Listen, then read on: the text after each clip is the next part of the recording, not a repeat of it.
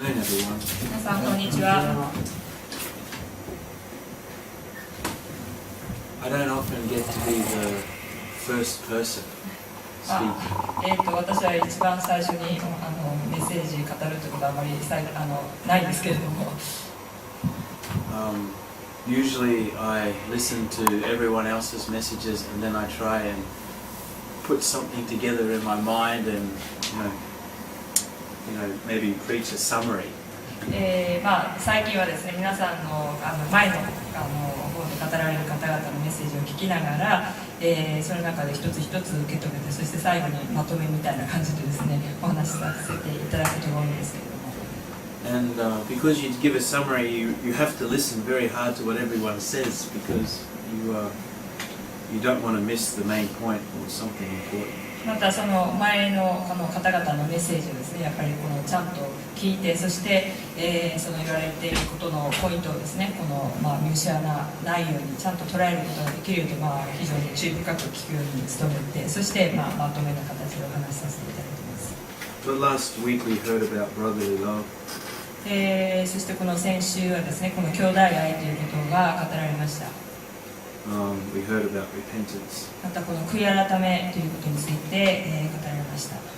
And we're watching a series of this video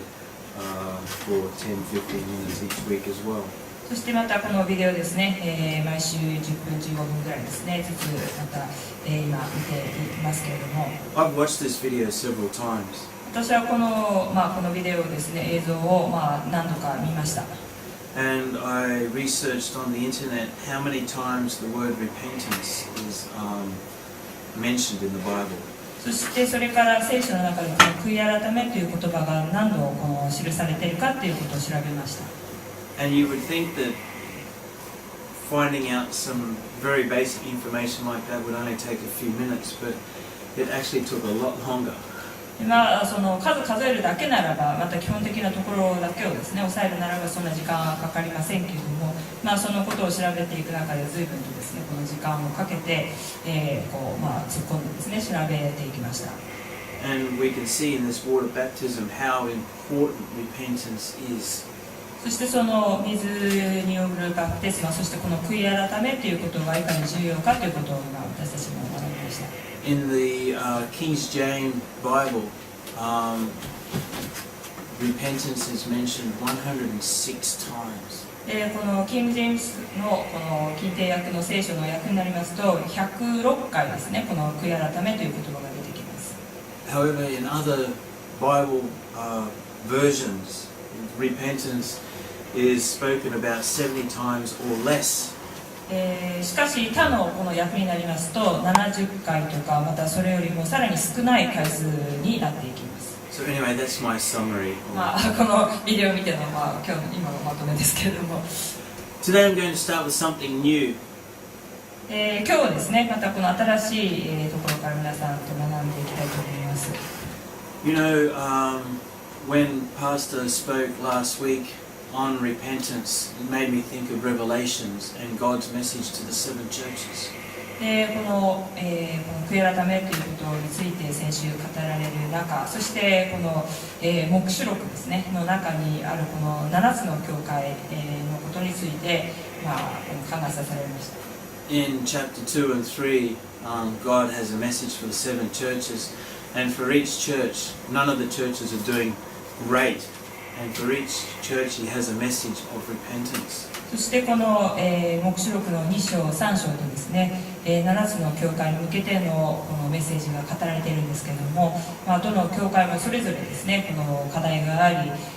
完全ではないと、またその悔い改めがこの、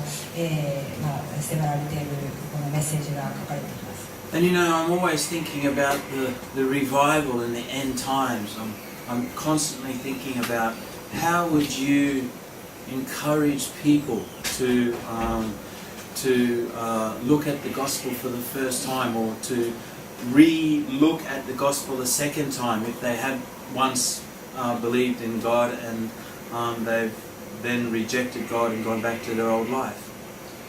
このこの終わりの時代におけるリバイバルということについて、いつも私もこの、考えるわけなんですけれども、その中で本当にいかにこの人々に、まだ一度も聞いてない人々にこの福音を語っていくか、またはこの一度は福音を聞き受け入れたんだけれども、その後でもう一度、再び元の生活に戻り、そういった人にもう一度この福音が、受け取られるならどうしたらいいのかということを、考え祈るわけです。So I suppose one very important factor about delivering a message to new Christians is that you need to give them something that they can relate to. まずですね、まだ一度も福音を聞いたことのない、あまり、知らない人たちに、語るときにはですね、彼らの生活に、また彼ら自身に何か関わることからこうスタートをしていく、そしてお話ししていくということが必要だということ。So I'd like to start today with a verse out of Mark chapter 8 verse 36. ではマルコの福音書を開かせていただきます。Mark chapter 8 verse 36. マルコの福音書の8章36節。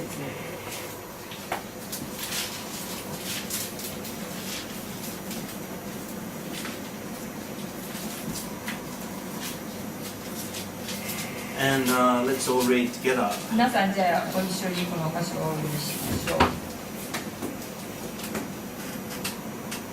う。 Okay, are you ready? Please read. はい。人はたとえ全世界人はたとえ全世界でも He 命 gains を the 失 whole ったら world 何の and 得があり loses ま his すか。 own soul.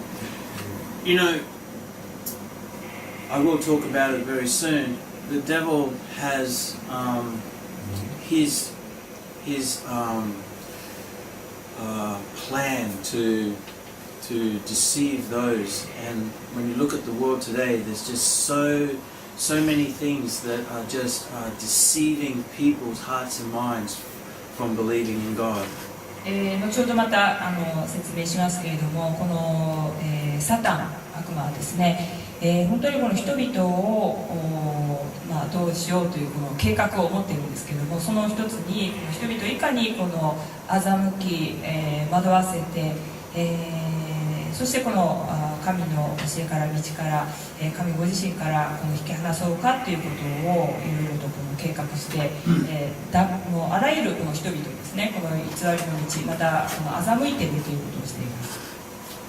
You know, these messages I'm going to speak to the early believers or those people who are watching on the internet and thinking about their life. And these messages today I'm aiming at them because I want them to know that the verses in the Bible give you a great idea or a great summary of the outcomes of what we can expect if we don't take the gospel into our life. ですね、このまだ福音をよく知らない方々、また、この信じたばかりの方々とかですね、にこの特にですね、このお伝えしようとしているこのメッセージをですね、この聖書の中をこのよく読んでみますと、この福音をこのきちっとこの受け取らない、またこの聖書に書かれている言葉をしっかりこの受け取らないと、どうなるかというその結果がまたそこに記されているということです。And I really recommend to the non-believer who's thinking about, religion in some aspect or believing, that there is a God and they're looking, how to take that first step. I really think that the core messages that God has given to those very young early believers or those non-believers who are close to making a decision to God, he always tells them something profound or asks them a question that actually questions people's own way of thinking, questions their mind or questions their heart. でまだ福音をよく知らない人、また信じようとこの踏み出そうとしているような、人々に対してこの神様が語られるこのメッセージの中でですね、とてもすごく深いというか、一体これはどういうことを言われているんだろうと思われるような、ことをですね語られ、そしてその中で、もっとこの深く考えるように真剣に捉えるようにとですね、そういったアプローチをされるようにきます。 And you know, it's these verses that have those very simple questions that I think really do relate to everyone, because everyone can take that question and answer it in their own lives, and of course it will be different than any other person.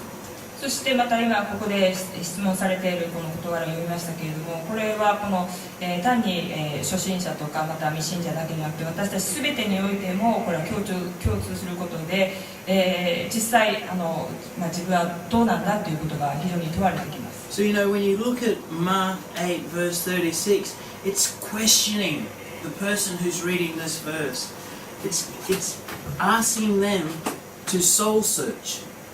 この今読みましたマルコの8章の36節ですけれども、ここでこの質問が投げかけられているわけです。そして、この質問に対して自分の魂の状態、自分はどういう状態なんだということを、自分に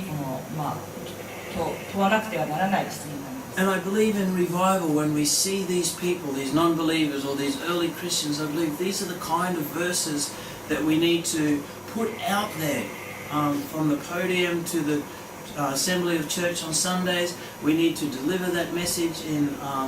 other conferences and meetings with people, so that we don't necessarily have to provide the answer all the time, but they themselves will search deep down in their heart and soul and be able to come up with the answer themselves. でこういったこの言葉をですね、やはりこの、教会の礼拝においても、また伝道集会においても、またあらゆるこの、伝道の機会の時にですね、こういったこの御言葉を用いて、必ずしも全部答えを与えるというのではなく、彼自身が一体これはどういうことなんだろうというですね、また、自分はどうなんだろうと自分自身にこの問いかけるような、こういった御言葉をこのどんどんこの語っていく必要があります。 So, for example, gain the whole world. For each and every person, what they're trying to achieve in their life for success, to become rich and wealthy, is always going to be different than the next person. で最初にこのところですね、今開いた箇所ですけれども、人はたとえ全世界を得てもとありますけれども、これはどんなに、このたくさん富を得てもとか成功してもっていうことをいろいろ含みますけれども、それは自分がこの他の人と比べてまたどれぐらい得てるか、どれぐらいの立場にあるかということをこう、周りをこのまた見させるものです。 Now I know for each and every one of us today, this is just so simple and so easy. But to those who are non-believers, or to those who are searching their heart for something else in life that's supernatural, I think verses like these are very profound. で私たちこの信仰者にとってはこれはですね、もう分かりきったこの質問のように、聞こえるかもしれませんが、しかしまだその福音を知らない、またこの聖書の言葉に触れたことがないような方々が、こういった言葉に触れるときですね、また、聖霊様のこの、助け、またこの奇跡のですね、この、超自然的な力を持ってこのような言葉が本当にこの投げかけられると、人々はこの考え出すということが起こっていきます。